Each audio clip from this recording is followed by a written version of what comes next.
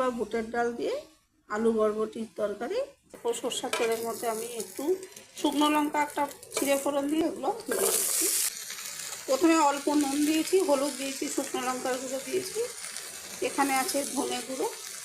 এগুলো ভাজা নয়, কাঁচা, আমি ঘরেই টাটকা রান্নার সময় গুঁড়ো করে নিই। জিরের গুঁড়ো আছে, আর আছে হিং। আর আজকে আমি এর মধ্যে গরম মশলার গুঁড়োটা এখনও ব্যবহার করিনি।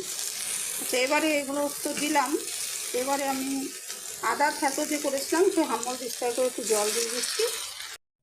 আমি আরেকটু জল দিয়ে সব মশলা মিশিয়ে আমি ঢাকা দিয়ে রেখে দিয়েছি। দেখুন মশলাটা কষা হয়ে গেছে আর সবজিও ভাজা ভাজা হয়ে গেছে। আপনারই একটু নুন, হলুদ আর সরষের তেল দিয়ে জল সহ আমি মিশিয়ে দেবো, দিয়ে এটা রান্না করে নেবো।